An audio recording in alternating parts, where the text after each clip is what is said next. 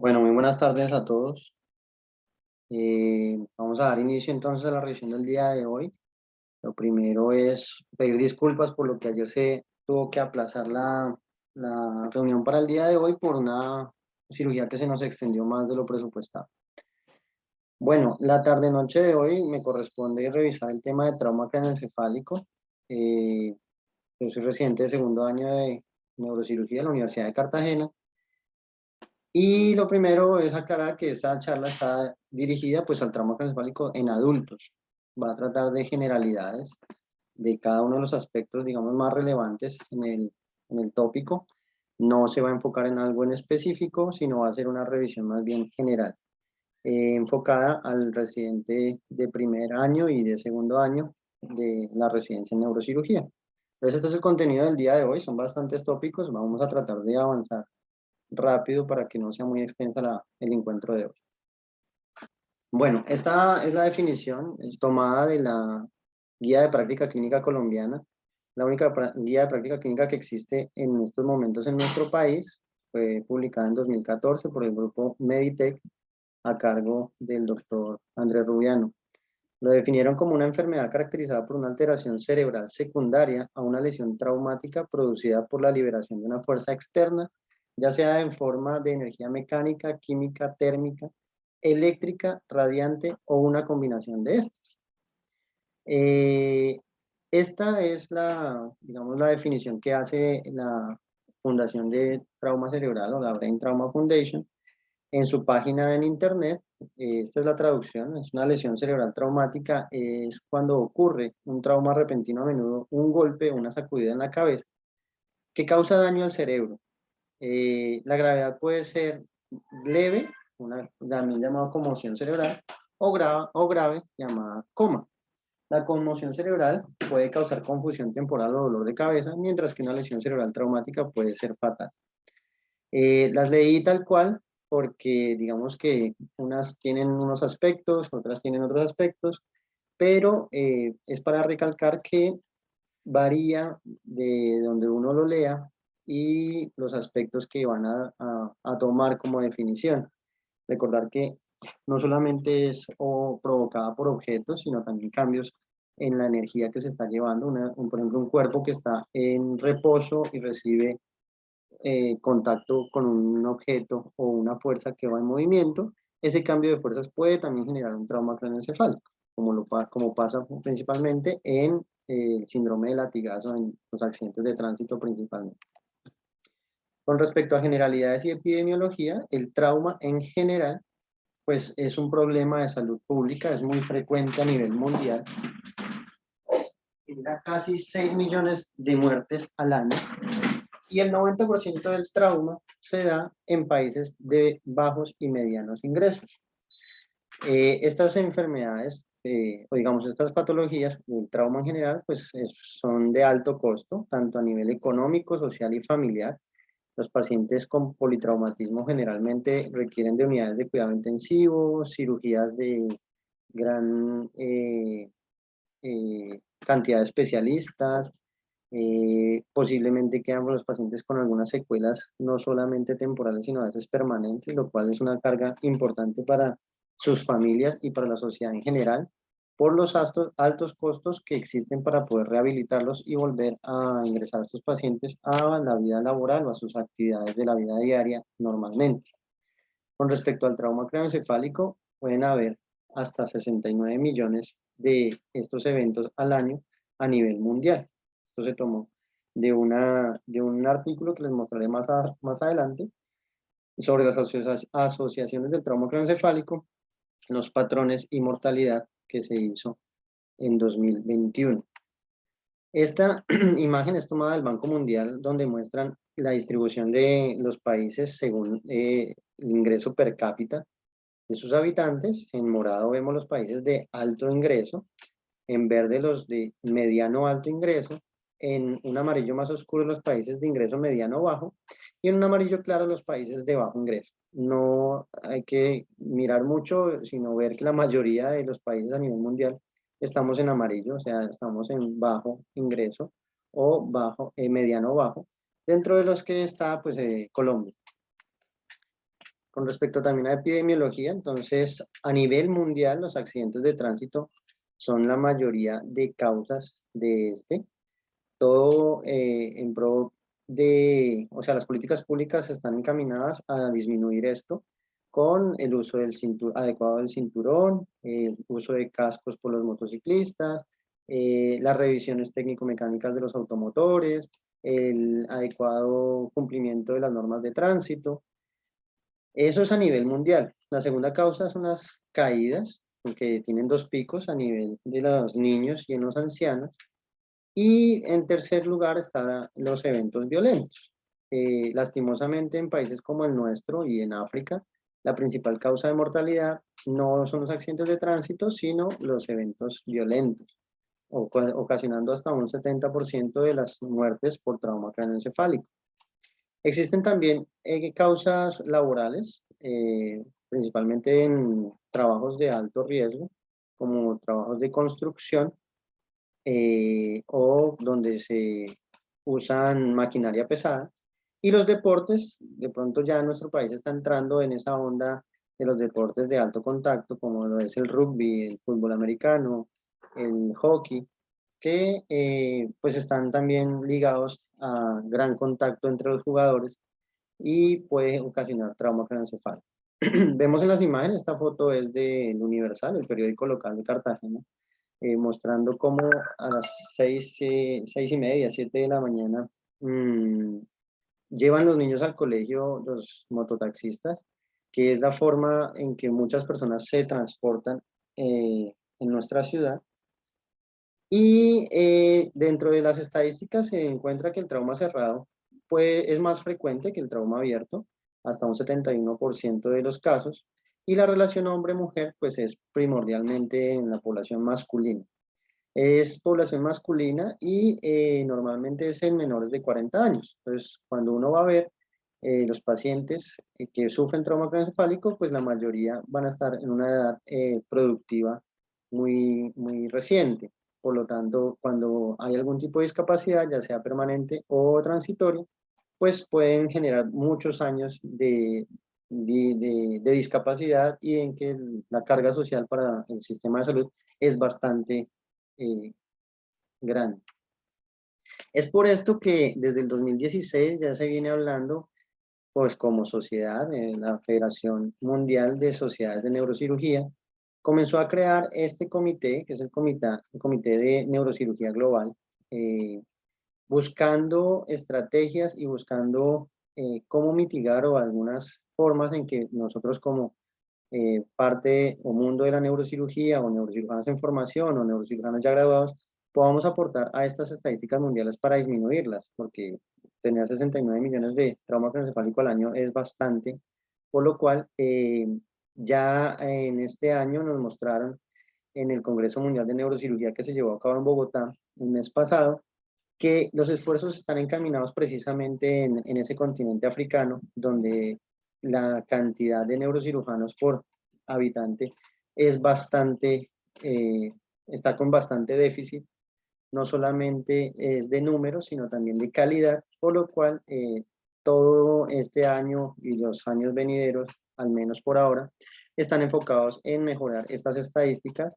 Se quiere aumentar la cantidad de neurocirujanos y la cantidad de sitios en los cuales se pueda hacer neurocirugía de alta calidad. No solamente remitir a todos los pacientes a países con mejores recursos, sino llevar la neurocirugía a donde está el problema. Con respecto a fisiopatología, podríamos hacer, digamos, una charla específica de ella, pero no es el objetivo el día de hoy. Hay que tener en cuenta que, digamos, la mayoría de artículos y estudios hablan de una lesión primaria y una lesión secundaria. Algunos también hablan de incluso una lesión terciaria, ya en el caso de la rehabilitación o el proceso más crónico.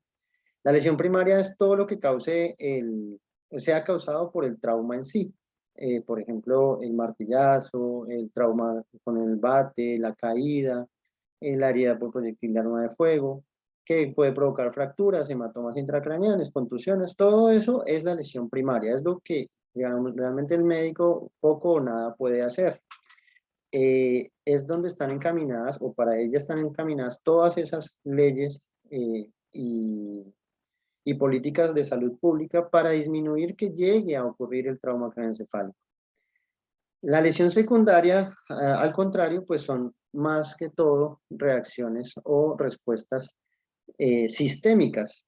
Se habla de una cascada molecular, química e inflamatoria generalizada, no solo a nivel encefálico, sino a nivel sistémico, que puede generar diferentes cambios, por ejemplo, despolarización neuronal por la ruptura de esa barrera hematoencefálica, generando salida de neurotransmisores excitatorios como lo son el glutamato y el aspartato al espacio intersticial, y con ello también puede haber aumento del calcio intracelular por apoptosis, provocando aumento de la activación de las caspasas y con ello apoptosis.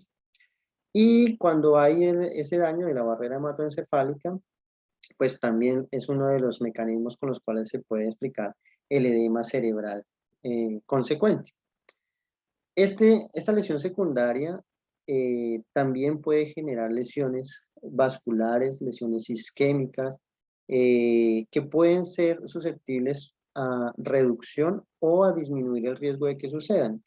¿Con qué? Con todas las estrategias que vamos a ir viendo a lo largo de la charla, sobre todo en el manejo médico.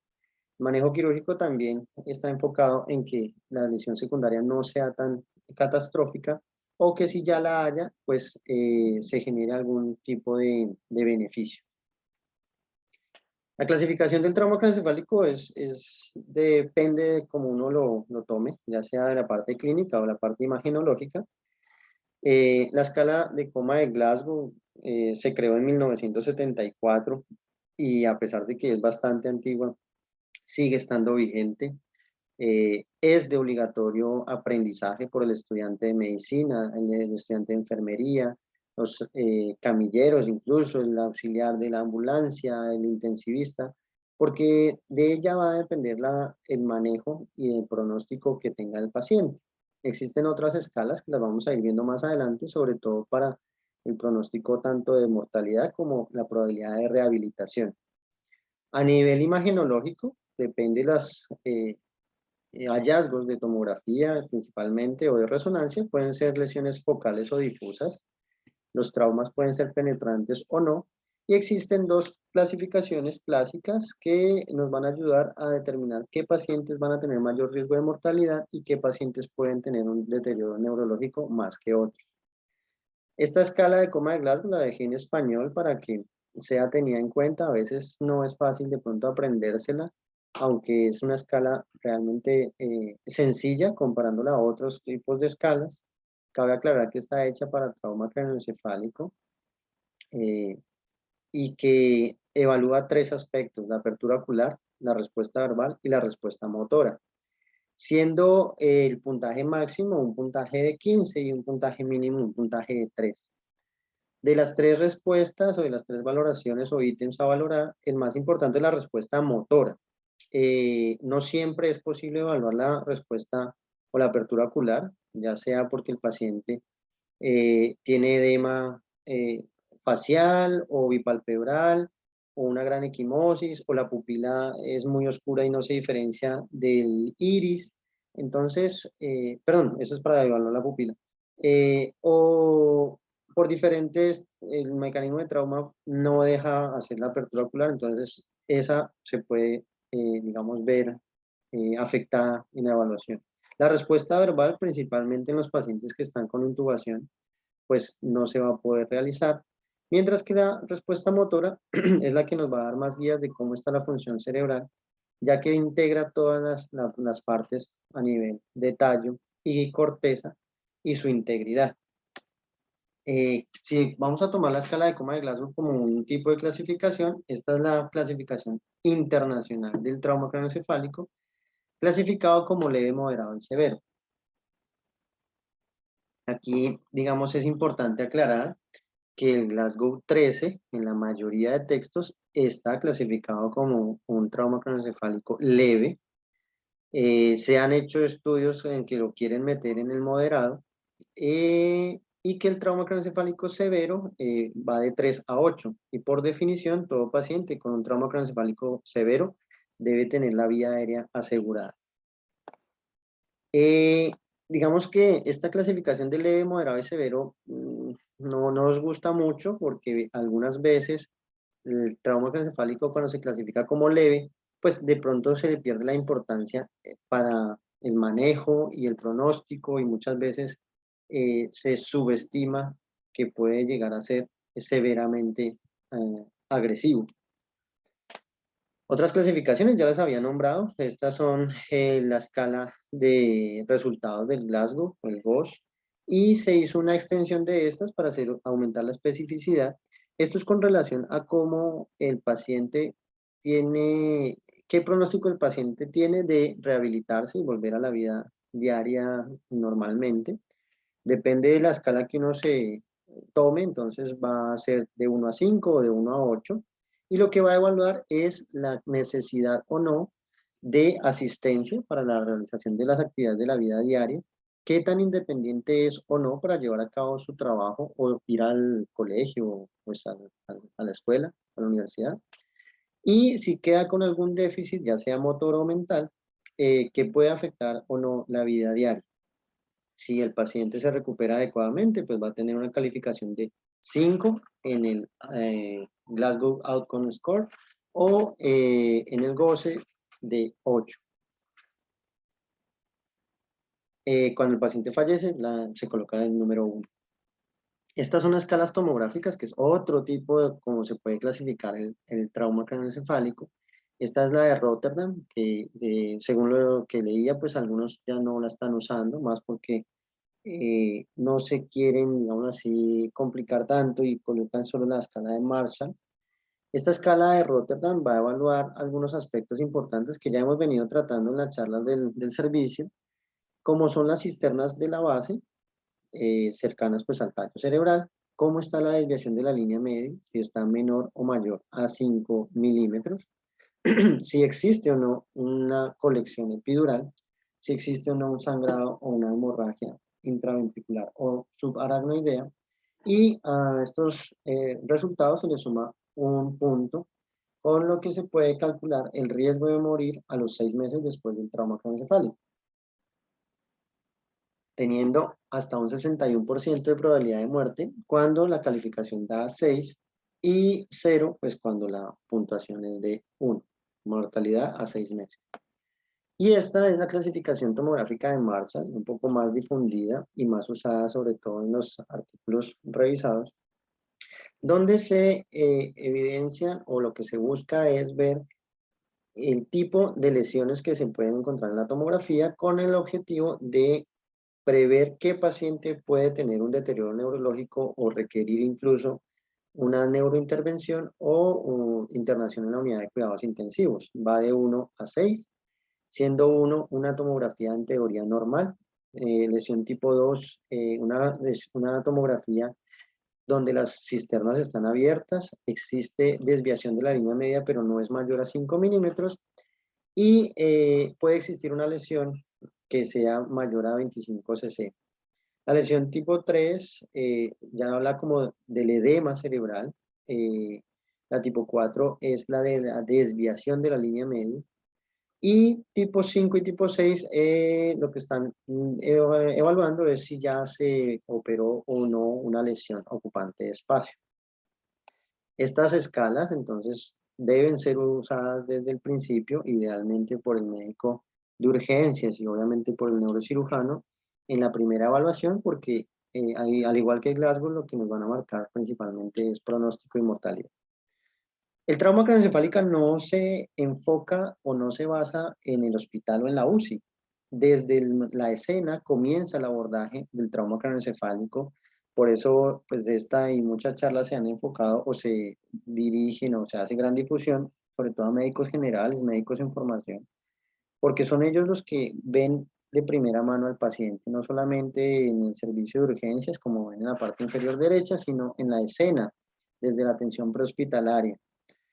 Desde el momento de la cena, pues hay que tener aspectos claros, como es el soporte vital avanzado en trauma, que en sus siglas en inglés es el ATLS, y el algoritmo que ellos nos proponen es cumplir el ABCD. Ya lo vamos a ir viendo poco a poco. Dentro de lo que proponen ellos es que no se demore más de 30 minutos en la escena, porque eso ya se ha evidenciado que aumenta las tasas de mal pronóstico y de mortalidad, que en caso de que exista personal idóneo preparado y con alguna formación tanto teórica como práctica en intubación orotraqueal se intente realizar cuando esté indicada esta intubación en la atención prehospitalaria, y que si no es posible realizarla o no existe el personal, siempre se dé, eh, o sea, se soporte mediante un dispositivo máscara bolsa reservorio, una de sus marcas más famosas es el Ambu, cuando esté indicado la intubación orotraqueal y no haya sido posible. Siempre con una cánula orofaringea, también conocida como cánula de Guede. La revisión primaria es lo que vamos a ir viendo poco a poco, el ABCDE, y una vez que ya se hace esa revisión primaria, posteriormente se vuelve a empezar, pero con una revisión un poco más detallada de cada uno de los aspectos para ver qué posibles sistemas están siendo afectados y cómo podemos actuar ante ellos. Cuando es posible, la idea es hacer una anamnesis lo más completa posible. Ellos lo colocan en su texto como una valoración amplia, teniendo en cuenta los antecedentes, medicamentos, patologías y la última hora de líquidos, o sea, ingesta de la vía oral. eh, y se me va la última A, si no estoy mal, los antecedentes o alergias. El examen físico obviamente dirigido, idealmente debe ser muy rápido, pero sin pasar por alto aspectos importantes. Como dijimos, la mayoría de los casos a nivel mundial es por accidentes de tránsito. Idealmente el paciente cuando usa el casco no debe ser retirado en la escena, al menos no por personal no preparado. Y cuando se haga, no debe hacerse solo. El casco debe retirarse con una persona inmovilizando la región cervical y posteriormente colocándose una ortesis cervical cuando existen criterios de nexus que hagan sospechar también trauma raquimedular concomitante. Este es un consenso colombiano publicado en el 2020 en la revista de neurociencias rural, Journal Neuroscience Rural Practice. Este consenso reunió 20 expertos de diferentes partes de Colombia, se basó en 13 preguntas, se les mandó literatura a los participantes y posteriormente se hicieron mesas donde se hicieron votaciones para llegar a los diferentes consensos que nos van a mostrar el día de hoy. ¿Esto con qué fin? La mayoría de literatura pues es anglosajona y europea, donde vamos a ver posiblemente lugares donde no siempre se puede aplicar esos protocolos.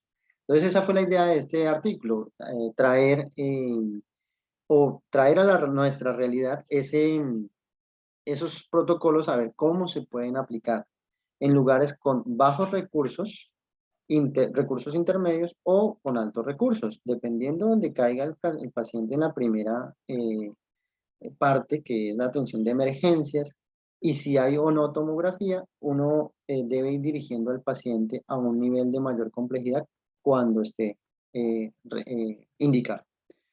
Pasando por unidades de cuidado quirúrgico, ya sea sin neurocirujano o con neurocirujano, y cuando haya neurocirujano, si hay o no unidad de cuidados intensivos o cuidado intermedio. Dependiendo cada casilla y dependiendo de las circunstancias donde usted esté parado, pues debería poder aplicar estas 13 preguntas.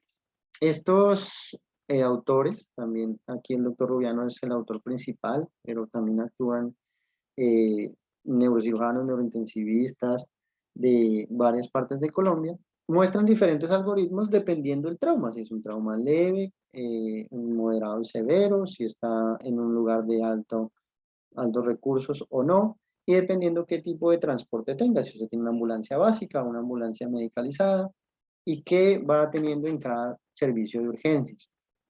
Este es uno de los algoritmos. Miren que el Glasgow vuelve a ser una de las primeras medidas a tomar. se clasifica el Glasgow y dependiendo de este se van tomando las alternativas. Ya les había dicho que un Glasgow de 3 a 8, o sea, un trauma craneoencefálico severo, debe tener la vía aérea asegurada. También se debe propender porque la frecuencia cardíaca no esté menor a 10, ni la frecuencia, perdón, la respiratoria y la frecuencia cardíaca no esté menor a 30. Si es así, pues administre ventilaciones hasta asegurar una saturación de oxígeno mayor a 90%. Si el paciente no está requiriendo oxígeno para saturar adecuadamente, pues no está indicado. El pulso, cuando se detecta pulso radial significa, o en la mayoría de casos es que la presión arterial sistólica está mayor a 90. Si no es así, inicie bolos de líquidos y cuando no responda, de pronto sea necesario una vía o una administración más intensiva de líquidos endovenosos. Si ustedes se dan cuenta, las partes rojas son las que se pueden aplicar en todos los niveles de atención, las amarillas en los que tienen recursos intermedios y las verdes los que tienen en teoría altos recursos. Aquí hablan de que no se tenga una glucosa central o glucometría menor a 110, idealmente debe ser mayor, idealmente debe usarse ácido tranexámico, lo vamos a ver al final, y que en caso de que haya crisis convulsivas, las benzodiazepinas sean la principal, la primera línea de manejo. Estos son indicaciones para un traslado inmediato a un centro que cuente con neurocirugía. Se las dejé, es del mismo artículo, pero se las dejé traducida en español para tenerla en cuenta. Existen criterios clínicos y criterios imagenológicos. Esto es para el médico general. Cuando exista una asimetría pupilar con una diferencia mayor a 1 milímetro, perdón, para mayor a 1 milímetro, el paciente debe ser remitido a valoración por neurocirugía urgente. Cuando la respuesta motora, ahí está lo que les decía, que es la más importante, sea de 4 o menos, debe ser valorado por neurocirujano. Y cuando en la imagen, cuando cuentan con ella, cuando exista un desplazamiento mayor a 5, cuando exista un Marshall 3 o mayor, cuando haya una colección epidural, intracerebral, subdural o un hematoma de fosa posterior con hidrocefalia, estos pacientes deben ser inmediatamente remitidos siempre y cuando la estabilidad hemodinámica pues, lo permita. En teoría, un criterio clínico y un criterio imagenológico en teoría cumplen una indicación quirúrgica, mientras que un criterio aislado, ya sea clínico o imagenológico, pues en teoría es de manejo médico. Les digo en teoría, pues porque esto depende también de muchas condiciones, no solo del paciente, sino también socioculturales y de contexto en el cual se encuentre el paciente. Recordar el ABCD, la vía aérea y la inmovilización cervical, la primera medida. La B, asegurar una adecuada perfusión de los tejidos y una adecuada saturación, ya sabemos mayor a 90%. Verificar si está cianótico el paciente, si está adecuadamente ventilando a nivel pulmonar, si hay asimetría de la caja torácica, cómo está la presión arterial, ya vamos a ver por edades cuáles son los valores que se recomiendan, si hay sangrados activos, y lo decían todos los protocolos de este consenso, lo primero es hacer contención local, una presión local, posteriormente se rasurará, se suturará y se lavará por medicina general, pero inicialmente es la compresión local lo que se recomienda.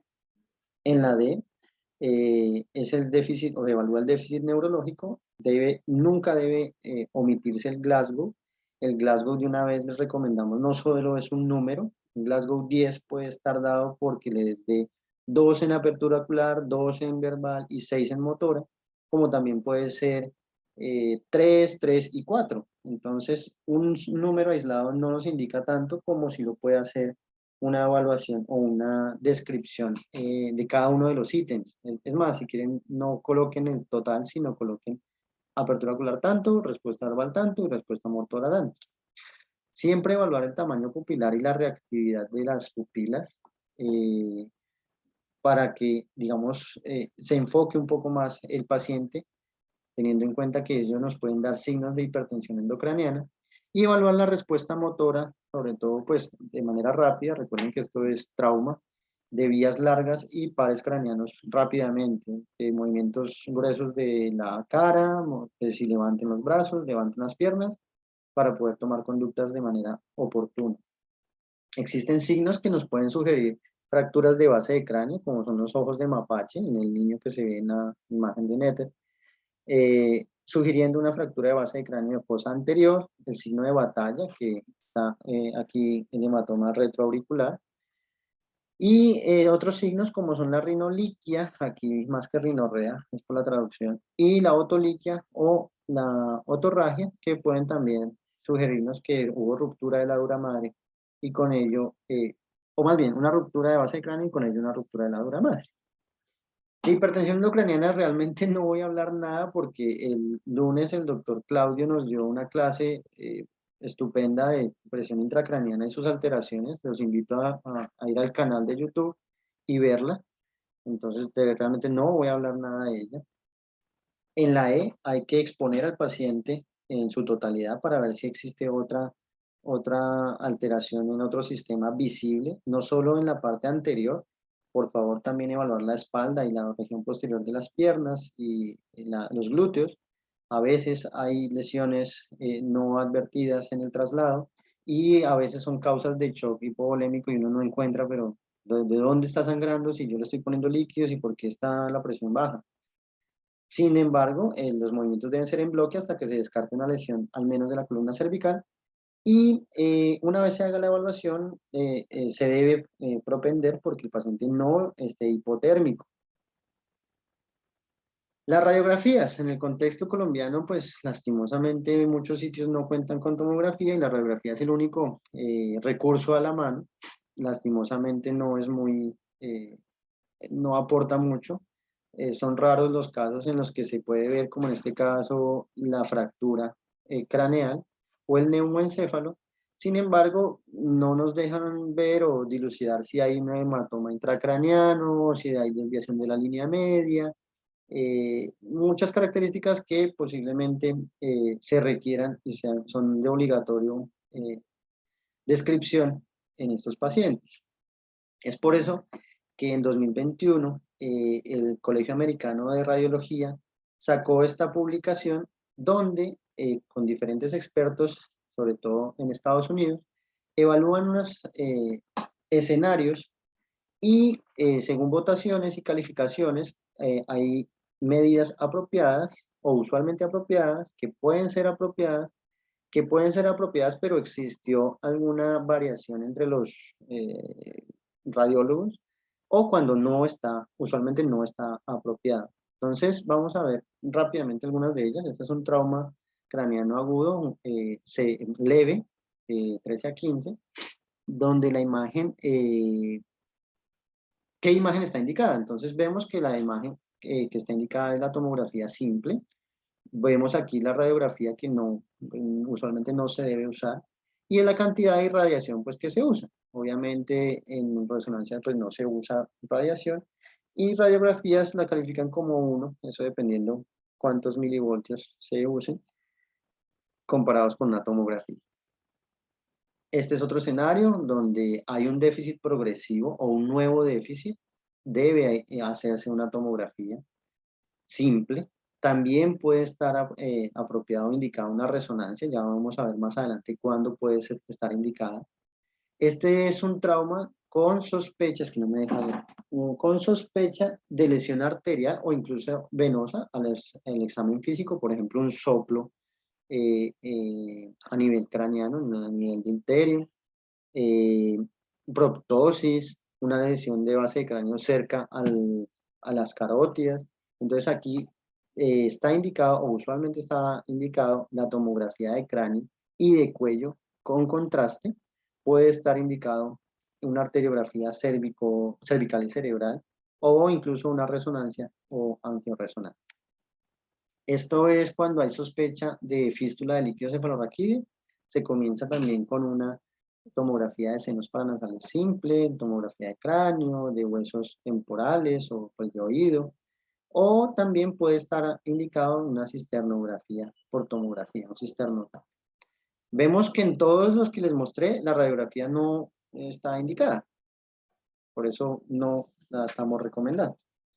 Este artículo, aunque ustedes dirán en el 2001, esto es más de 20 años, es muy viejo, lo traje pues porque es un artículo clásico.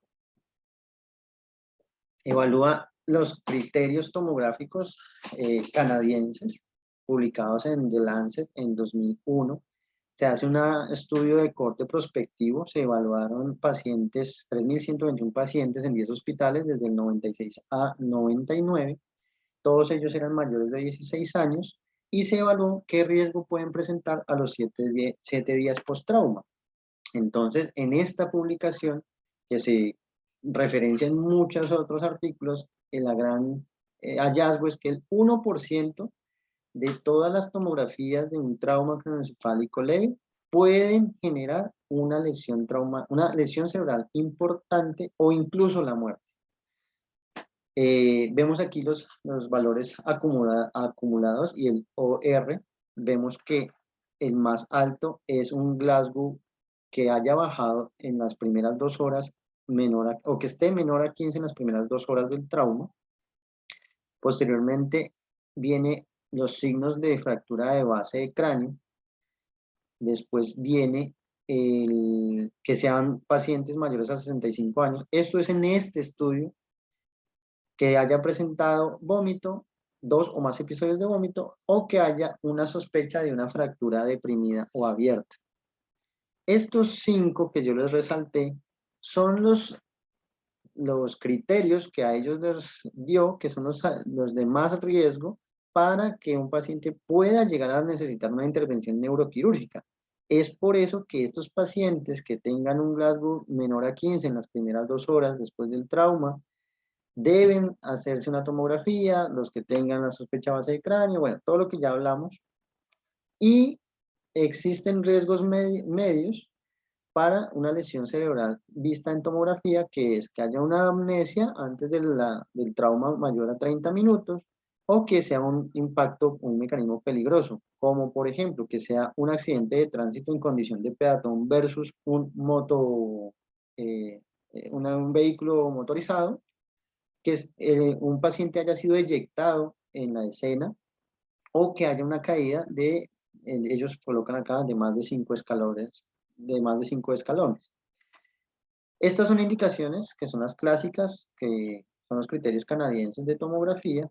Sin embargo, aquí puse los otros adicionales que toma la guía colombiana de trauma craneoencefálico, como son que haya convulsión postraumática, que haya un déficit neurológico focal, todo paciente con una craneotomía previa y un trauma craneoencefálico, así esté leve, debe hacerse una nueva tomografía. Todo paciente que cumpla esas mismas condiciones, pero esté con una terapia de anticoagulación o antiagregación, debe hacerse una tomografía. Cuando un paciente tenga sospecha de intoxicación y después de las 2 primeras horas no resuelva a la misma, o sea, con manejo médico no se desintoxique y siga estando deteriorado, debe hacerse una tomografía de cráneo, estamos hablando. La altura ellos la anotan más de 1.5 metros, recuerden que estas son indicaciones para adulto, y que haya episodios de visión borrosa o diplopía. ¿Qué se puede ver en la tomografía? Entonces en la tomografía pueden haber lesiones intracraneanas, que son las que pueden, digamos, afectar la vida del paciente. Obviamente pueden haber alteraciones extracraneales, que también pueden poner en riesgo la vida del paciente, pero no es lo más frecuente. De adentro o de medial a lateral, pues la idea es seguir algoritmos, guías que le den a uno herramientas, como nos mostró el doctor Boris y el doctor Parra en sus charlas de tomografía, como son la desviación de la línea media, si hay lesiones intraparenquimatosas, las voy señalando, si son grandes, o sea, hematomas, o si son menores a 5 milímetros, llamadas contusiones, si hay hemorragia subaracnoidea, que es cuando se mete entre los surcos del cerebro, si existen colecciones subdurales en forma de media luna o colecciones epidurales en forma de lenteja o lente biconvexa, y fracturas craneales. Entonces, esa es la importancia de la tomografía. Nos permite no solo ver en radiografía, como lo veíamos, algunas fracturas o hallazgos como el neumoencéfalo, sino que aparte de eso, la tomografía nos permite ver colecciones intracraneanas como son los hematomas epidurales, y no solamente verlos, sino también medirlos. Existe una regla que puede ser algo sencilla, aunque puede sobrevalorar el volumen de los hematomas, pero es preferible a veces que se haga así y no de pronto subestimar un hematoma epidural, que es la regla del A por B por C sobre 2, donde se toman medidas en centímetros del más largo, lo más ancho y lo más alto, se multiplican en centímetros y se dividen en 2 para que me dé la unidad centímetros cúbicos, o sea, unidades de volumen. En teoría, toda lesión mayor a 50 cc, sin importar el Glasgow, a nivel epidural, pues es quirúrgica, o mayor a 30 cc, pues también debería serlo si en las condiciones del Glasgow no están tan mal. Eso lo vamos a ver en las próximas charlas de las próximas semanas. Las colecciones subdurales o hematomas subdurales pueden ser hiperdensas, isodensas o hipodensas. Lo que se va a calcular aquí más que el volumen es el grosor, donde esté el grosor mayor. En teoría, un grosor mayor a un centímetro, pues es una de las indicaciones quirúrgicas. La desviación de la línea media, tanto en subdurales como en epidurales, ya habíamos dicho que es un signo de alarma, son 5 milímetros o más. La línea media se puede medir desde la cresta frontal hasta la cresta occipital en un punto de referencia, y de esta línea a la línea al septum pellucidum se mide cuánto es la desviación. Es una forma sencilla. El Brain Trauma Foundation también evalúa la línea media como la distancia entre las... A nivel del agujero de Monro, la distancia que existe bifrontal se divide en 2, y a esta distancia se le resta la medida que existe entre la tabla interna y el septum pellucidum. Digamos que es un poco más compleja, no es difícil tampoco, no es nada del otro mundo, pero son dos alternativas que tenemos para medir la desviación de la línea media. Las tomografías también nos permiten hacer diagnósticos de eh, fracturas de cráneo, y cuando se hacen reconstrucciones de 3D, pues podemos ver un poco mejor la anatomía de las mismas. Toda depresión mayor a un centímetro o mayor al grosor del cráneo, pues en teoría también es una indicación quirúrgica, pero todo eso va a evaluarse por parte del equipo de neurocirugía, y esos son los temas que veremos más adelante a lo largo de este año. Este es un artículo alemán publicado en 2021 sobre fracturas de base de cráneo. Dentro de los casos que ellos muestran, este es un paciente masculino de 27 años, un accidente de tránsito, y vemos una fractura. Vemos fracturas que existen aquí a nivel del clivus y la fosa craneana media, aquí, donde está pasando muy cerca la carótida interna en ambos lados. Y cuando se le hace un estudio angiográfico, se ve que hay una fístula carótido cavernosa bilateral. Esta es una clasificación Barrow tipo A, por lo que es traumática, y es una de las indicaciones para pedir un estudio vascular en trauma craneoencefálico. Fracturas de base de cráneo muy cercanas, hablan de menos de 2 centímetros del polígono de Willis. Debes hacerse una tomografía perdón, un estudio vascular, idealmente una angiografía, o cuando pues no puede hacer así, una angiotomografía también puede servir. Ya hablaremos otras circunstancias para pedir estudio vascular. El trauma penetrante, pues, se define como toda lesión que afecte la dura madre. Esta es una foto de un paciente que recibió una herida por arma cortopunzante en la región del vértex, atravesando o seccionando el seno sagital superior. Esta es otra indicación de estudio vascular. Entonces, toda lesión o trauma penetrante que afecte el recorrido de los grandes senos venosos. Y según el tipo de trauma penetrante, este es un artículo de Estados Unidos, el de 2007, sobre las revisiones de trauma penetrante y los tipos que podemos ver. Entonces, existe el perforante, que es el que pasa de lado a lado, el penetrante, donde afecta una parte del cráneo, pero el proyectil no sale por ningún lado. El de rebote, donde pues su nombre lo dice, el proyectil golpea en el lado contralateral y sale. El que es adyacente, vemos como que corre el cráneo, lo perfora, pero no sale. O el tangencial, pues muy cerca al cráneo, incluso a veces sin provocar grandes lesiones.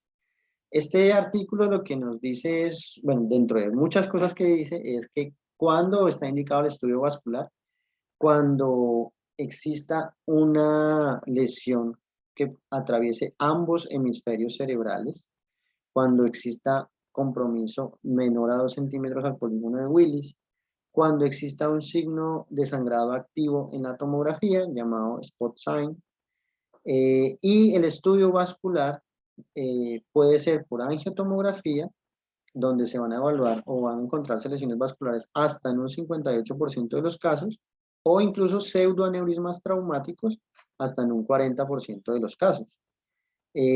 Cuando existe mucho artificio por el objeto, que principalmente es objeto metálico, puede hacerse tomografía con sustracción de energía dual para reducir los artificios por los objetos metálicos. Entonces vemos aquí como este proyectil atraviesa la línea media, por lo cual es una de las indicaciones de estudio vascular en este paciente. Otra pregunta que surge es, bueno, ¿y cuándo pedimos resonancia en trauma craneoencefálico? Obviamente no es el estudio de inicio, no todos los pacientes cuentan con una estabilidad hemodinámica y clínica pues para soportar una resonancia por más rápido que se haga. Sin embargo, en trauma craneoencefálico leve, como nos muestra este artículo suizo publicado en 2020, pueden estar indicadas las resonancias, sobre todo a nivel de estudio o para evaluar qué probabilidad tiene el paciente de requerir una rehabilitación psicosocial o psicoterapia, o incluso qué pacientes pueden llegar a tener algún tipo de demencia o Parkinson o Alzheimer. La demencia, uno de los factores externos más importantes, o el factor externo más importante para la demencia, es el trauma craneoencefálico, donde estos autores hicieron una revisión sistemática y un metaanálisis hasta de las publicaciones que toman el tema hasta el 2020, encuentran 5.417 artículos, y de todo lo que revisaron se quedaron con 2 artículos como tal, que fueron los incluidos evaluando 31 pacientes. ¿Esto por qué? Porque es que ellos están evaluando espectroscopía. Esto se hizo en mayores de 18 años. Ellos lo que estaban evaluando son los 4 metabolitos más importantes a nivel cerebral, como es el N-acetil-aspartato, el glutamato, la colina y la creatina. Y lo que miraban es, bueno, si la función principal de ellos, que las vemos en esta parte de la tabla, es esta, ¿qué está pasando cuando el paciente tiene un trauma craneoencefálico a nivel agudo? Hablaban ellos de 14 días, o a nivel crónico mayor de 14 días para este artículo. Entonces lo que ellos ven es en este diagrama de cajas y rombos, es que pues al final, al totalizarlo, el N-acetil-aspartato en pacientes con trauma craneoencefálico leve muestran una disminución del mismo, o lo mismo en glutamato, lo que se está viendo es una disminución de los valores normales en la espectroscopía. La colina también está mostrando alteraciones, pero esta vez a nivel de incremento de los valores normales. Y la creatina, lastimosamente, no nos sirve como un marcador imagenológico para este tipo de lesiones, dado que en unos artículos dio positivo y en otros negativo, por lo tanto, nos dio en toda la mitad de las recomendaciones. Esto es importante tenerlo en cuenta porque pueden haber momentos donde el paciente con la resonancia se pueda dar un pronóstico posible de las alteraciones a nivel no solo neurológico orgánico, pues, sino también psicógeno, dependiendo pues los valores de estos metabolitos. También existe indicaciones de resonancia, sobre todo en lesión axonal difusa, para diagnóstico clínico imagenológico, teniendo en cuenta la clasificación de Adams en grado 1, 2 y 3. Grado 1 cuando existen contusiones entre la corteza y la sustancia blanca, grado 2 cuando compromete principalmente el cuerpo calloso y grado 3 cuando compromete el tallo. Del manejo médico, pues ya hemos visto mucho del manejo médico. Sin embargo, hay unos aspectos importantes. La cabecera elevada busca aumentar el retorno venoso y que no se colapsen las venas yugulares internas, por lo que la posición de la cabeza es neutra. No solamente es la cabecera, sino que la cabeza esté neutra. Muchas veces vemos en los servicios tanto de urgencias como de cuidado intensivo que el paciente efectivamente tiene la cabecera 30, pero la cabeza está hacia un lado. Entonces hay una yugular colapsada y la otra está sobreextendida. Entonces esto tampoco es lo recomendable. El paciente de trauma craneoencefálico, digámoslo así, la idea es que tenga todo en rangos de normalidad. La presión de CO2 en rangos normales, la temperatura, electrolitos, glucosa, todo debe estar en rangos normales. Y la presión arterial, vamos a ver, va a estar dirigida según la Brain Trauma Foundation, según la edad del paciente. Obviamente debe darse terapia con analgésicos endovenosos, gastroprotección. Los anticonvulsivantes se deben dar en trauma penetrante, lesiones hemorrágicas cercanas a la corteza, fracturas deprimidas craneales, los antibióticos lógicamente en trauma abierto que esté indicado, donde por ejemplo no se haya hecho una limpieza y un lavado adecuado en las primeras 6 horas del trauma, o cuando haya gran contaminación de la herida, cuando haya defecto dural evidente o exposición de masa encefálica. La tromboprofilaxis inicialmente es mecánica y lo que dicen las guías es que se puede usar tromboprofilaxis farmacológica incluso 24 horas después del trauma, siempre y cuando ya tenga una tomografía de control y en esa tomografía de control no se haya evidenciado aumento del hematoma o que pues no haya nuevas lesiones que estén progresando. Los corticoides desde el 2004 no están indicados. Ya el doctor Claudio el lunes nos mostró el artículo donde la Brain Trauma Foundation nos, digamos, mostraba el aumento en la mortalidad en los pacientes a los cuales se les colocó corticoide en trauma craneoencefálico, porque aumentan las infecciones, la mortalidad por infecciones tanto respiratorias como urinarias en las unidades de cuidado intensivo, por lo cual no están indicados en los pacientes con trauma craneoencefálico. El ácido tranexámico, vamos a ver más adelante que sí está indicado en algunos casos. Estas son las guías de trauma craneoencefálico severo, están publicadas en 2016. Y dentro de las recomendaciones vemos aquí que pacientes entre 50 y 69 años, la presión arterial sistólica debe estar mayor a 100 milímetros de mercurio. Mientras que pacientes en los dos extremos que quedan, de 15 a 49 años y mayores a 70 años, la presión arterial sistólica mínima que deben estar cumpliendo estos pacientes es de 110 milímetros de mercurio. Aquí ellos no hablan de presión arterial media, sino de presión arterial sistólica. Y aquí, pues vuelvo a recalcar, el uso de esteroides no está recomendado, ya que no comprometen los resultados de presión intracraniana y sí aumentan los casos de mortalidad en pacientes con trauma craneoencefálico. Este es el tercer estudio que se hace de CRASH. Este fue publicado en 2019, donde se evalúa los beneficios y los efectos del ácido tranexámico en trauma craneoencefálico, evaluando mortalidad, discapacidad y eventos oclusivos vasculares, obviamente por el uso del ácido tranexámico.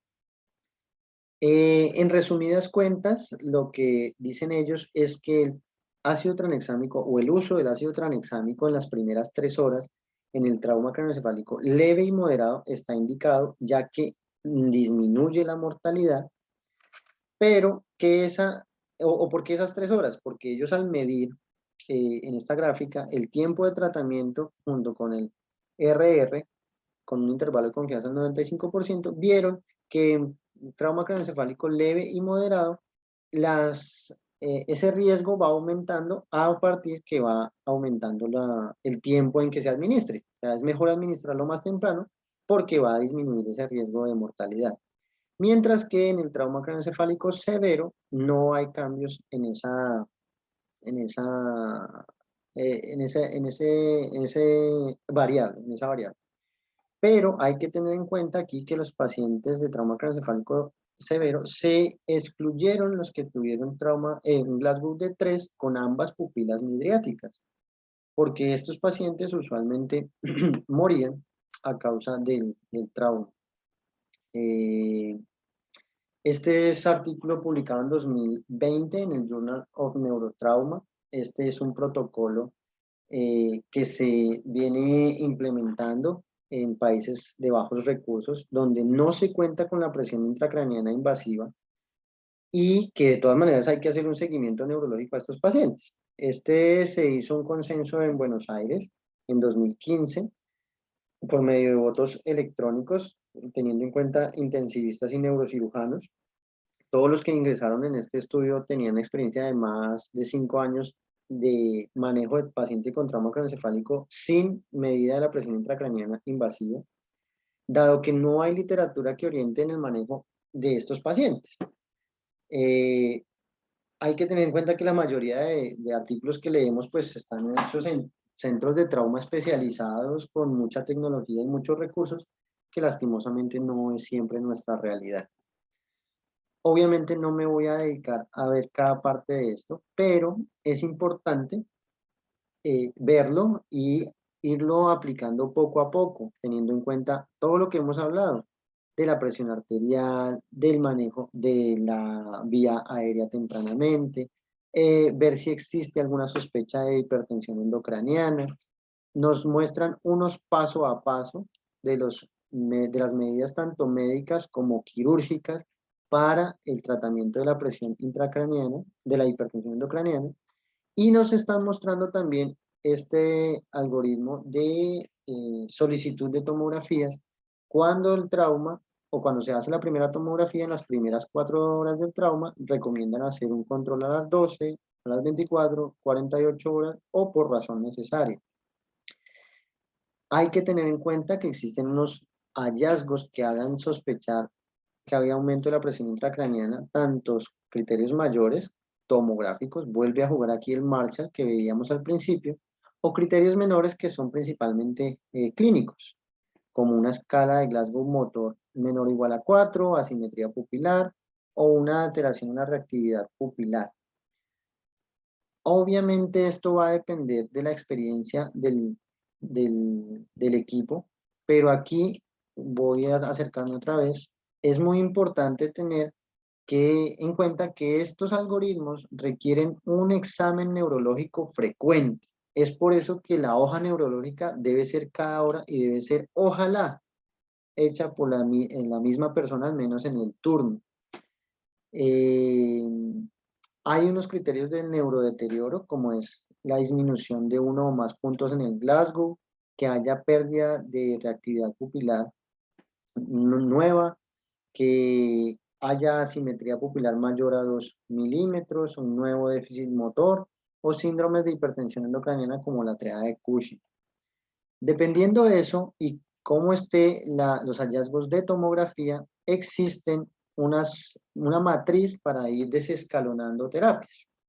Entonces, si el paciente, dependiendo en qué momento nos encontramos, si en las primeras 24 horas, 48, 72 o después, qué Marshall está teniendo, qué Glasgow motor tiene, se pueden ir desescalonando en verde estrategias. Puede ser o no, eso ya queda a criterio médico, adecuado el retiro de las terapias médicas para hipertensión ucraniana en amarillo y cuando no está indicado retirarlas en rojo. Esto lo que nos sirve es una guía para la mayoría de países en Colombia, de ciudades en Colombia, que manejan trauma craneoencefálico severo y no tenemos a veces cómo monitorizar la presión intracraneal. Vamos aquí a seguir con este artículo, si el internet me lo permite ya. Entonces, ellos lo que miran es, pues son estudios básicos, digamos, fáciles de hacer, de casos y controles, donde evalúan las causas del trauma, el mecanismo, si es por accidentes de tránsito, violencia, caídas o heridas por arma de fuego. Si es el trauma por accidente de tránsito fue con un vehículo automotor, excluyéndolo de las motocicletas, si fue en calidad de pasajero, peatón o motociclista. Entonces, básicamente esto es nuestro país. La mayoría de casos es por vehículos automotores y en su mayoría son motos. Y la mayoría son motociclistas y que ellos mismos lo decían, no usan casco, no respetan las normas de tránsito y se ha venido en aumento el uso de motocicleta en esos países, pues por el poder adquisitivo que no es tan grande en esta población. La mayoría de partes del cuerpo afectadas pues es la cabeza. eh, y este es el modelo de regresión logística donde los valores que están en asteriscos muestran los valores con significancia estadística. Aquí vamos a ver los traumas craneoencefálicos debidos a accidentes de tránsito son los que pueden generar mayor mortalidad en estos pacientes. El género femenino, porque digamos la población era más pequeña en las mujeres, entonces esto dio significancia estadística de que ellas pueden morir más. Obviamente todo trauma craneoencefálico menor a 9, o sea, severo, tiene mayor mortalidad comparado a los demás. Aquí es muy importante y lo recalco, es la presencia de hipoxemia. Entonces, se dan cuenta ustedes que esa A y esa B del ATLS son fundamentales. De ahí parte todo el cuidado y el manejo de este paciente politraumatizado. También las presencias de comorbilidades y el uso de alcohol. Y aquí ellos lo evalúan, me pareció muy curioso, a dónde llegaba el paciente, si a un hospital público o a un hospital privado. Ellos que encontraron que con significancia estadística se mueren más los que llegan a hospitales públicos. No, dicen ellos, no es para demeritar el trabajo en el hospital público, sino es sobre todo cuando ellos hicieron el análisis multivariado, es porque tienen menos recursos comparado al privado. Los recursos no están tan inmediatos y no son de tan alta calidad como lo son en la población privada, en los hospitales privados.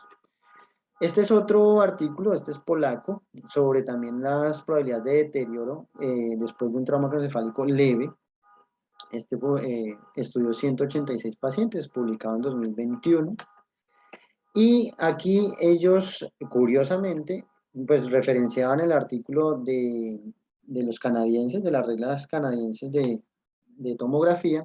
Y aquí lo curioso es que les dio una probabilidad de que un paciente con un trauma craneoencefálico leve tenga algún tipo de deterioro neurológico o incluso la muerte, hasta casi un 27% de los pacientes, algo que pues para la estadística mundial es muy alto, pero pues me pareció curioso. Y les dieron las mismas, digamos, variables que encontraron los canadienses, la edad, eh, la, el Glasgow de ingreso y el consumo de alcohol.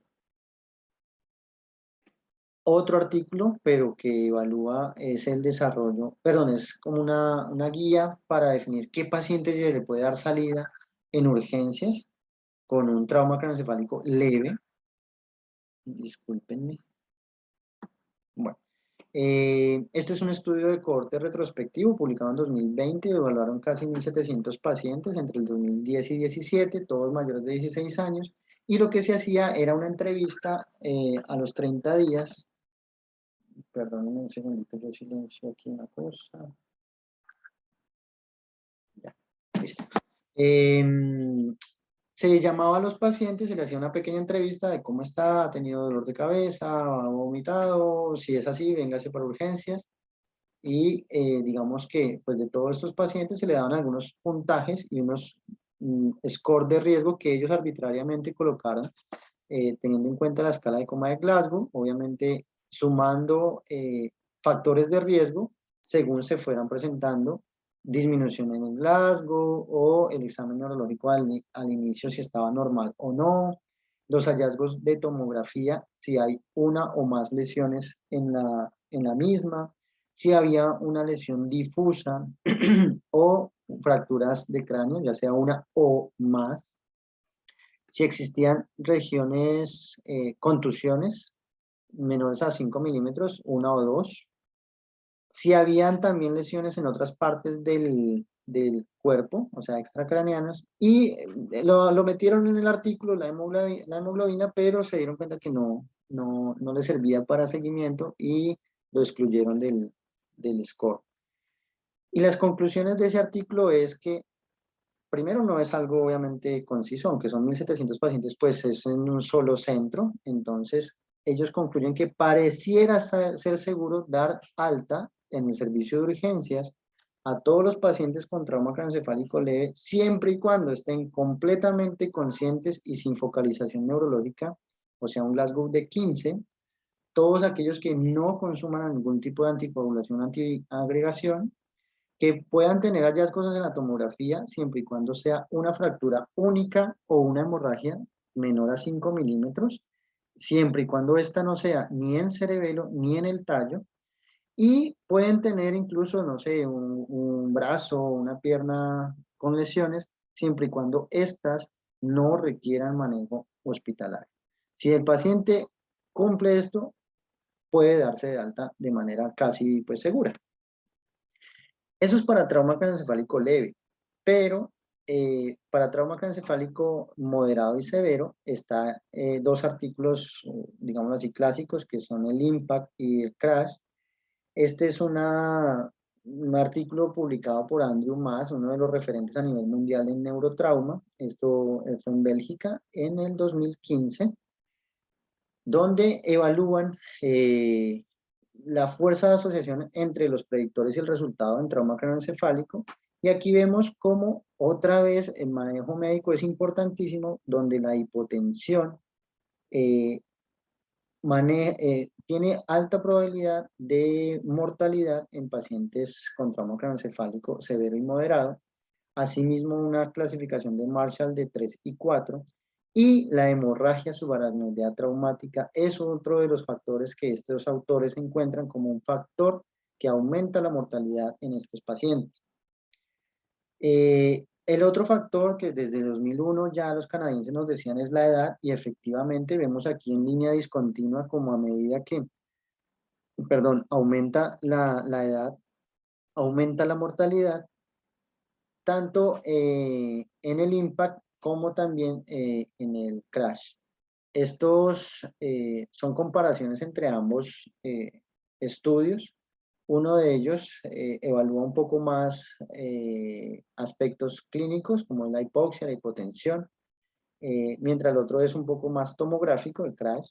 Sin embargo, ¿qué es importante de conclusiones de este artículo? La mortalidad es mayor en pacientes con trauma craneoencefálico penetrante, que se afecten múltiples lóbulos, que se afecten ambos hemisferios cerebrales y que haya compromiso ventricular. Estos pacientes van a morir con mayor probabilidad comparado a los que no lo presentan.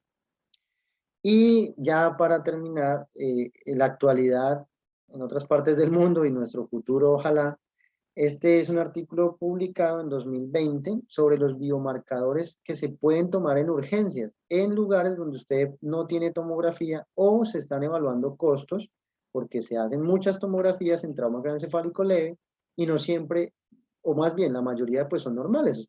Les vengo mostrando que solamente el 1% de esas tomografías van a tener algún riesgo de presentar incluso mortalidad.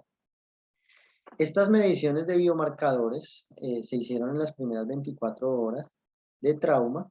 Evaluaron S100 beta, la enolasa específica de neuronal, la proteína ácido glial fibrilar, la hidrolasa de ibiquitina tipo C, proteína tau y de neurofilamentos. Lo primero es que ellos evaluaron es que todas se van elevando a medida que va pasando el tiempo.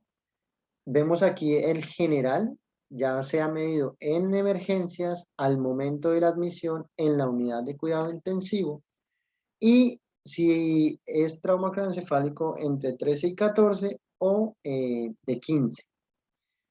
La gran conclusión de este artículo es que uno puede medir la proteína ácido glial fibrilar y es exactamente igual que medirlas todas incluso.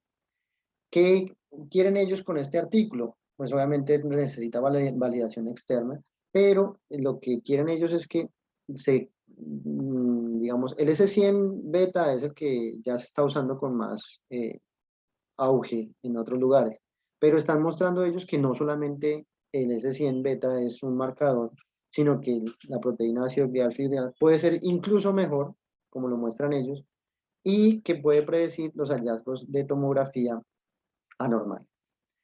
El doctor Alvis revisó la presentación antes de mostrárselas y me sugirió mostrar una gráfica de clasificación. Esto es mi propuesta.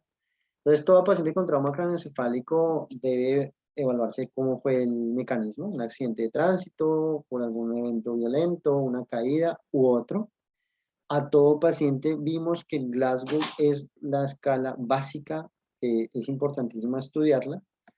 Ya con el Glasgow uno evalúa si es un trauma craneoencefálico leve, moderado o severo.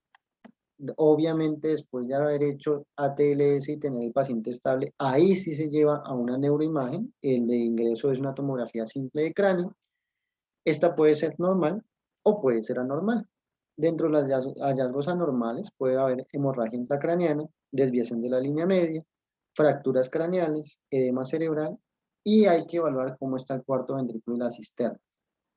La hemorragia intracraneal puede ser subdural, subaracnoidea, intraparenquimatosa, intraventricular. La desviación de la línea media puede que no haya, o que si la haya sea menor o mayor a 5 milímetros. Las fracturas craneales pueden ser lineales o conminutas y estas pueden o no estar desplazadas. El edema cerebral puede ser focal o difuso y el cuarto ventrículo y las cisternas pueden estar abiertas, pues pueden estar cerradas o obliteradas.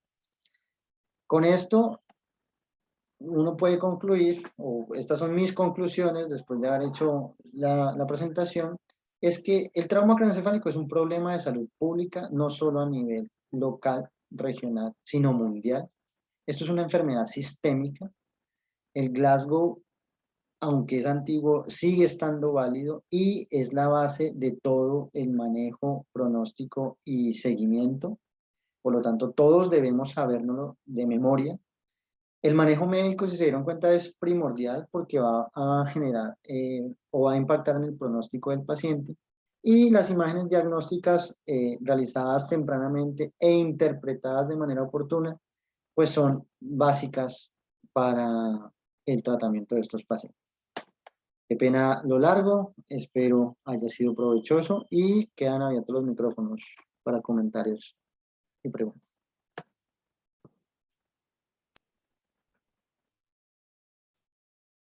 Muy bien, Santiago. Entonces, procederemos a las dudas, inquietudes, comentarios de los colegas residentes, de los colegas neurocirujanos o del resto de asistentes a la charla, que les agradecemos su presencia hasta este punto. No, primero que todo, pues felicitarte, Santiago. Muy buena charla. Y todos sabemos, trauma craneoencefálico es un tema extenso y supiste pues, llevarlo de una manera adecuada durante aproximadamente una hora, cuando es un tema que sabemos que son páginas sobre páginas de los libros más importantes de neurocirugía. Algo que hablábamos en presentaciones previas, cuando estuvimos revisando lo del Glasgow, y es lo que manifestaste acerca de la clasificación del trauma craneoencefálico cuando inicialmente nosotros tenemos el paciente, tener en cuenta que es una clasificación dinámica, que el paciente con trauma craneoencefálico que inicialmente nosotros consideramos que es leve, puede evolucionar a un paciente con un trauma craneoencefálico moderado. Y dos cosas puntuales frente a algo que mencionaste del Glasgow. Existen algunos estudios que han evaluado cómo se comportan los pacientes con trauma craneoencefálico Glasgow 12 versus Glasgow 13, estando uno en el grupo de moderado y otro en el grupo de leve. Y muchos estudios han encontrado que los pacientes desde el punto de vista de comportamiento en el tiempo son muy similares. Entonces, por eso para algunos autores, paciente con Glasgow 13 lo consideran moderado, saliéndonos un poquitico de la clasificación pues, clásica que conocemos. Y otra cosa es que no todos los pacientes con clasificación de leve son pacientes similares. Es un paciente, una cosa es un paciente con un batazo que está en 13 y otra es un paciente con un proyectil por arma de fuego que también está en 13, que nosotros que estamos acostumbrados a ver pacientes traumatizados, sabemos que esos casos nos llegan pacientes con un proyectil de arma de fuego en Glasgow de 13, incluso hasta 14, y desde el punto de vista de pronóstico no es el mismo paciente. Entonces, eso es siempre muy importante tener en cuenta que los pacientes no son dinámicos. Muy buena charla, muchas gracias por traernos esos temas y por refrescarnos cosas que constantemente estamos viendo y que es bueno que revisemos para que no se nos vayan olvidando. Muchas gracias, Santi. Gracias, Claudio.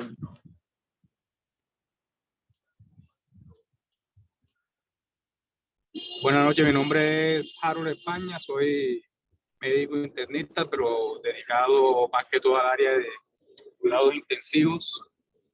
Y nuevamente me uno a las felicitaciones por su presentación, muy buena, muy completa. Y eso me anima a consultarle sobre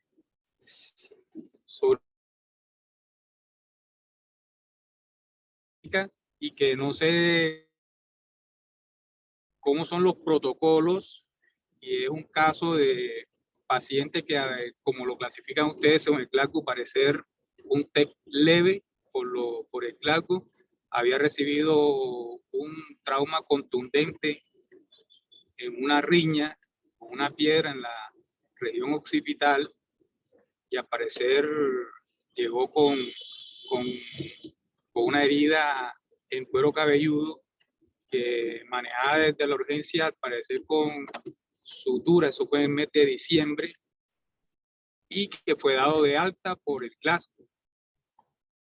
No sé qué pasó en el transcurso de los siguientes 3 meses, pero según refiere el papá, consultó en 3 oportunidades nuevamente a la misma institución donde lo atendieron inicialmente por cefalea, hasta que en la cuarta consulta decidió ir a otra institución, y en esta institución llega con el estado de conciencia 3 meses después y le hacen una tomografía y se encuentran una hidrocefalia con hundimiento de la tabla externa, cosa que activó enseguida la remisión para neurocirugía. Llegó a la institución donde yo trabajo y el paciente llegó en coma prácticamente herniado, lo llevaron a cirugía y salió herniado.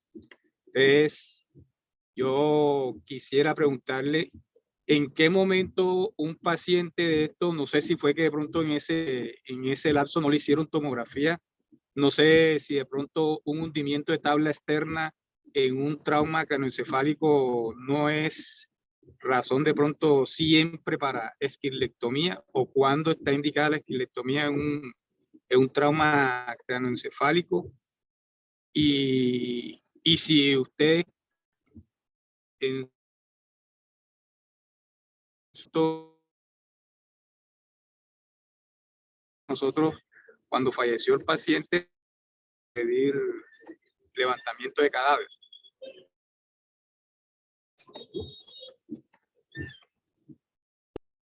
Bueno, sí, digamos que el caso se revisó también acá, no solamente las tomografías, sino el continuum de la historia clínica. Obviamente todo lo que aquí se ha presentado son la mayoría de los casos, ¿no?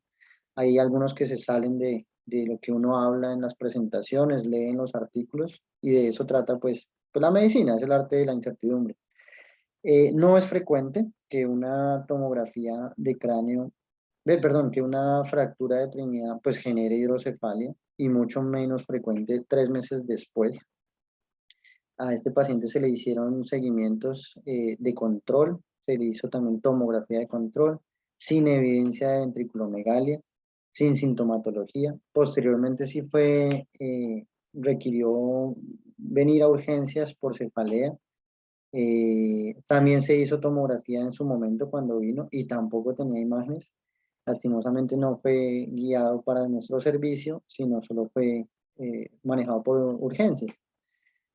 Muy probablemente la causa no haya sido como tal ese trauma hacía 3 meses. No sabemos exactamente si es que pudo haber tenido una meningitis, porque una hidrocefalia postinfecciosa sí podría de pronto explicarlo, pero pues aunque fue un caso lamentable, nosotros lo revisamos aquí y las tomografías que se hicieron acá pues no sugerían ningún tipo ni de infección, ni de tomografía, ni de ventriculomegalia, ni hidrocefalia, ni estaba en coma, mucho menos.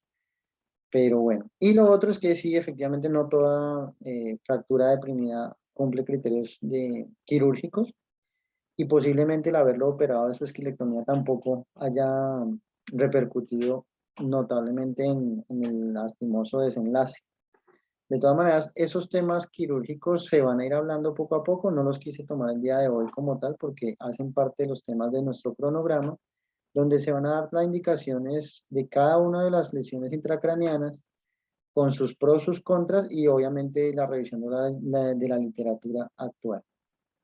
Una de las cosas que más estamos aprendiendo, y por lo menos yo sigo aprendiendo de lo que decía Santiago, es clave, las complicaciones sistémicas, qué está sucediendo.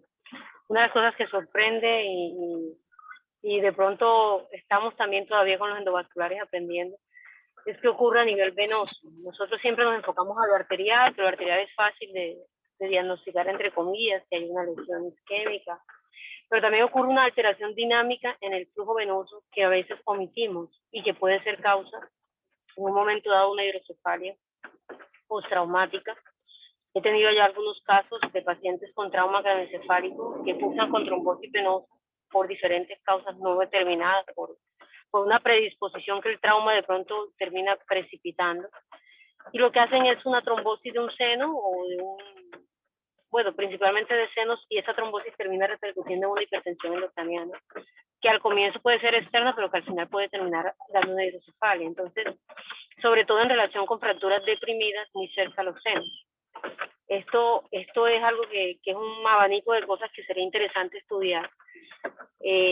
La dinámica de los senos venosos es algo interesantísimo porque, como les digo, hasta ahora estamos aprendiendo que las dinámicas, de hecho el trauma está asociado muchas veces a desencadenar este tipo de complicaciones. Entonces yo creo que estamos aprendiendo y eso, los trombosis de senos, cada vez los vemos más en esos pacientes que no explicamos por qué les duele la cabeza, que tienen un trauma craneoencefálico y es una cefalea con signos, entre comillas, de hipertensión endocraniana y tomografías normales.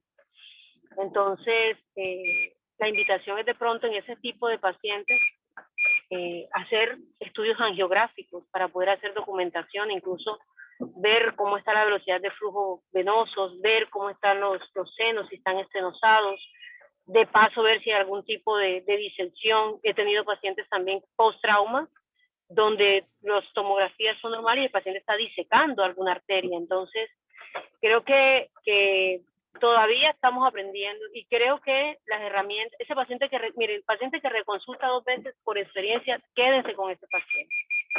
Que si el TAG es normal, quédense con ese paciente, algo está pasando.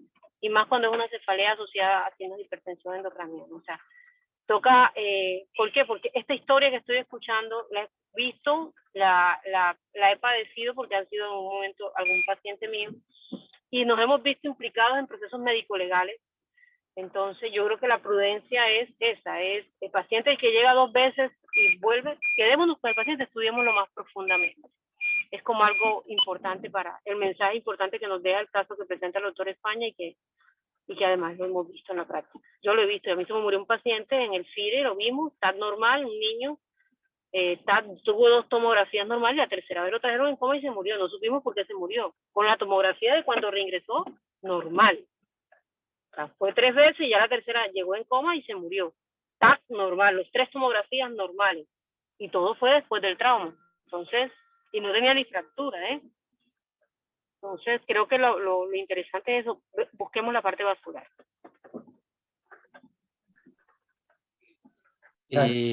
Frente a lo que dice la doctora Piña, la doctora Sandra Piña, Santiago, recuerda cuando revisamos el síndrome de hipertensión intracraneal, y hay algo muy importante, que es que el concepto ya de lo que es la reabsorción del líquido cefalorraquídeo, ya se habla de el lugar sistémico donde se reabsorbe el líquido cefalorraquídeo.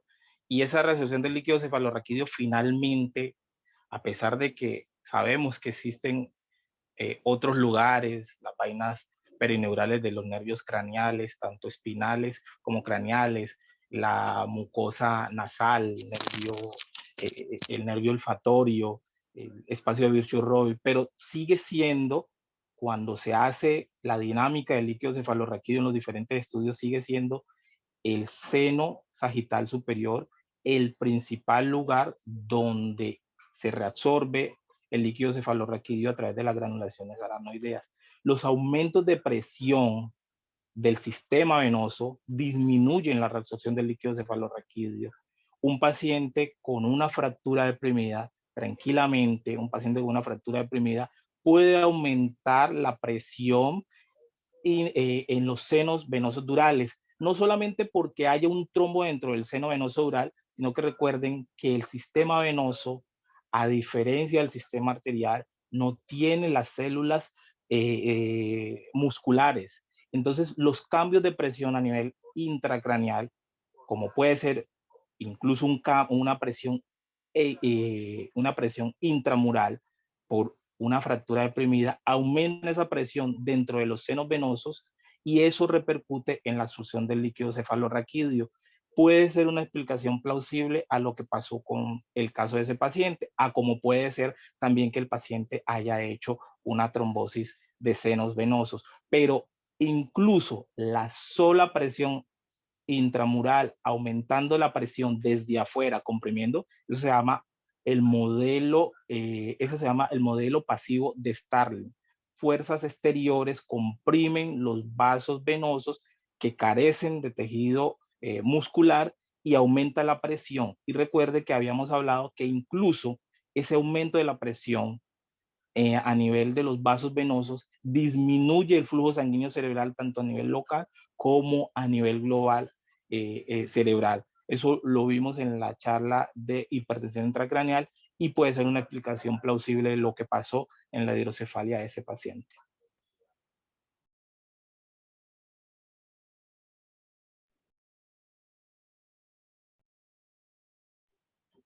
Esa es la importancia de revisar muy bien la tomografía o las imágenes que tenga el individuo en cuestión al momento de nosotros como neurocirujanos o el médico general o quien haga las veces para tomar conductas adecuadas. Santiago lo ha dicho, cuando la tomografía muestre que hay compromiso óseo, o sea, del cráneo en vecindad de estructura arterial o venosa, ese paciente es de cuidado. Muchas veces se peca por omisión, ¿sí? De pronto alguien observa la tomografía y no le es llamativo algún hallazgo, pero probablemente a expensas de un ojo inexperto. Así, hay muchos casos en los que la tomografía está diciendo algo, pero no se interpreta adecuadamente y eso no desencadena, por ejemplo, una consulta del servicio de neurocirugía o incluso una consulta al mismo radiólogo que interpreta la tomografía. Entonces, ya para terminar, unos puntos muy claves. Primero, no olvidar que este problema de trauma craneoencefálico no solo son golpes, ¿sí? Estamos acostumbrados a la violencia, pero recuerden que hay otras formas de traumatizar, y más en el contexto de guerra. Segundo, nosotros como médicos colombianos estamos en la obligación de manejarlo adecuadamente porque nosotros somos un país violento. Tercero, tampoco olvidar que desafortunadamente los desenlaces en el contexto del trauma craneoencefálico dependen del nivel financiero del país. Entonces, la tendencia es a hacer el esfuerzo que sea necesario para que en un país como Colombia, donde hay muchísima riqueza en manos inadecuadas, eso pueda ser provechoso para los pacientes. Otro punto importante, recordar que el GOS, o sea, la escala de desenlace, eso es al final, ¿sí? No en la evaluación inicial del paciente. Cuando se evalúa inicialmente el paciente, el Glasgow es el fundamental. Recordar que el Glasgow no se hizo como un valor compuesto. Eso es un error metodológico de interpretación a posteriori. El trabajo original muestra que son categorías diferentes. No es un valor sumable. Lo que pasa es que se suma para poder dar una categoría de severidad. Pero cuando uno quiere comentar un paciente, y esa fue la idea de la creación de esa escala, facilitarle la interpretación al colega o a la persona, a la enfermera, al auxiliar, lo que fuese, que entienda qué es lo que tiene el paciente en términos de alteración de la conciencia. Entonces, es un valor compuesto. Y de esas tres categorías que evalúa, lo fundamental es lo motor, porque sí muestra una correlación directa con el sistema nervioso central. No la función de la respuesta palpebral, ni siquiera la función de la respuesta verbal, solamente la respuesta motora. Para la casa, bueno, otra cosa que se mencionó así en el aire, pero hay que corregir, es que no es signo de batalla, es el signo de Battle, porque Battle es el apellido de William Henry Battle. Entonces no es signo de batalla, sino signo de Battle. Con relación a la radiografía, la recomendación es no hacerla. Si usted la tiene disponible y es lo único que tiene disponible, ni siquiera así la haga. ¿Por qué? Porque no le permite descartar absolutamente nada. Y si usted encuentra una alteración en la radiografía, tiene hasta entre un 15 o un 25% de que ese paciente tenga un problema neuroquirúrgico. Entonces le crea más angustia. Entonces lo que hay que hacer es que si usted no tiene, si no eso o tiene nada, ese paciente tiene que remitirlo, lo estabiliza, protocolo de trauma y lo traslada. Con relación a la resonancia, muchas veces no es fácil hacer tractografía incluso para pacientes que tienen tumores. Ahora imagínate en el contexto de trauma. Pero en el paciente que cursa con una alteración prolongada de la conciencia, ¿cierto? Y especialmente esos pacientes que cursan con lesión axonal difusa, es fundamental de la resonancia a la tractografía. Y la tractografía de los haces o de los tractos que participan en la conciencia. Eso no es un recurso que está fácilmente disponible. Sería lo ideal hacerlo, pero tenemos dificultades técnicas. Uno, que todos los resonadores no están en la capacidad de hacerlo. Todos los resonadores no admiten un paciente ventilado. Y lo que mencionó Santiago, que el tiempo de ejecución de una resonancia no es corto. Entonces, muchas veces el paciente está o inestable o no hay forma de trasladarlo. Puede ser un complique, pero la información que nos brindaría explicaría muchas de esas alteraciones persistentes de la alteración de la conciencia. Ahora, como tarea para la casa, entonces sí, y pregunta de ronda, hay que buscar es la correlación que hay entre la desviación de la línea media y la alteración de la conciencia. Una alteración de 2, 3, 4 o 5 milímetros es lo mismo que estar en coma o que tener una obnubilación o tener una mera somnolencia. ¿Qué valor se asocia a la alteración de la conciencia y qué tipo puntualmente? ¿Por qué? Porque nosotros vemos una tomografía, sí, tiene una desviación evidente de la línea media, pero ¿eso qué significa? ¿Ok? Muy pendientes del paciente con trauma craneoencefálico leve, pendiente de buscar los factores de riesgo de deterioro. Si hay una población de traumas craneoencefálicos leves que se muere. Por ahí se está poniendo el caso ese que se está mencionando, yo no lo conozco, pero así pueden pasar muchas cosas. Es un caso que al no conocerlo, pues es difícil hacer un juicio de valor, pero se sale como digamos, de la historia natural de lo que uno frecuentemente espera en un trauma craneoencefálico. Entonces, han podido pasar muchas cosas, las conjeturas y las hipótesis que se han planteado son interesantes, pero eso amerita una evaluación diferente. Entonces, muchísimas gracias a todos por estar presentes en el evento del doctor Santiago.